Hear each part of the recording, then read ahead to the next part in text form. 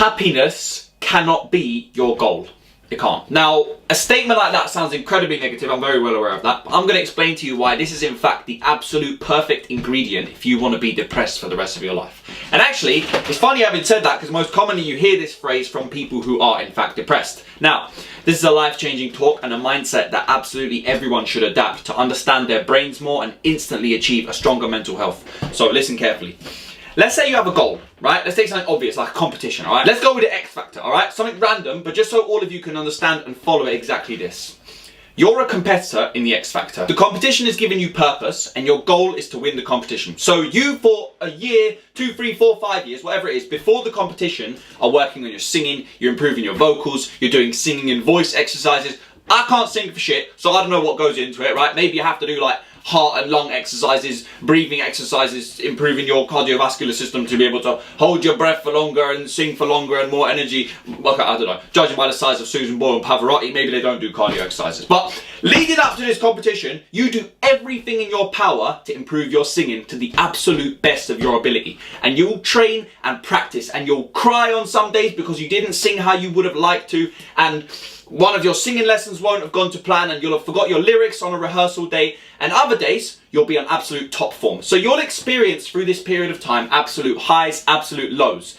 And then the competition comes around and you have those few weeks that you have to give your best. You have to deal with the added pressure of performing in front of people, dealing with the burden of potentially getting dropped week in, week out, and then one week you'll be in the bottom two and it will ruin your confidence and you have to go with that for the rest of the week. And then in a couple of weeks time you'll give the absolute performance of a lifetime, and then 2, 3 weeks later you'll be in the paper for some bullshit. So much will happen, right? So you'll go through this show and everything will be such a roller coaster. It'll be such a mess. There'll be so much to take in and deal with. Highs, lows, training, practice, every emotion you can possibly imagine. Betrayal from contestants, heartbreak, laziness, lack of motivation, everything.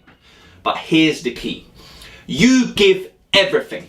But once you get to the end of that competition, regardless of whether or not you win, you realise it was everything up until then that made you truly, truly happy, truly purposeful. If you win, you're excited and you're proud and it'll be incredibly overwhelming for a temporary period of time. But a few weeks down the line, you'll know in yourself that it was the journey and the battle and the sacrifice and everything prior that you put into it towards that goal that made you really happy. And believe it or not, it's actually the exact same if you lost. If you didn't win, right? You'll be disappointed at first, you'll be upset, you'll feel lame. But once this wears off, in a few weeks' time, you'll realise again how much you were actually subconsciously enjoying it and how truly happy under your skin you were for the duration of the competition, aiming for that goal. And this is exactly like life. It has nothing to do with the X factor. If you sit around and go through the motions with your life, just hoping to one day become happy, you don't just wake up one day happy and everything's just all roses and daisies and that's just it. And equally, even when you do chase your goals, imagine every day you have all the ambitions in the world, you give everything every single day, day in, day out, and the day does come and you feel happy inside yourself. What do you think? What do you think? One day, poof, you're just going to be happy and that's just it, you're done. You're going to achieve all the goals you have, you'll have financial freedom, you'll travel the world, you'll get your dream car, your dream spouse, this, that and the other, and you'll just be happy and that's it, done and dusted. No.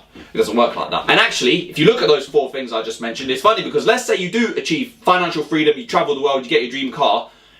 Look at those 3 things. It's not the actual money you enjoy in the financial freedom. It's not the actual holidays you enjoy when you're traveling the world. And it's not the actual driving of the car you enjoy when you have your dream car. It's everything before that. It's all the highs and the lows and the work you put in to be building the businesses to achieve financial freedom. It's the preparing and leading up to the holidays and all the memories you create with your loved ones and the things you associate your holidays with when you travel the world. It's all the work and the effort that went into your life before you got your dream car in order to be able to get it that you remember. Those are the things that stick. So in summary, this whole analogy, referring back to the original statement I made about happiness, happiness isn't a physical thing. It's not something that's achieved.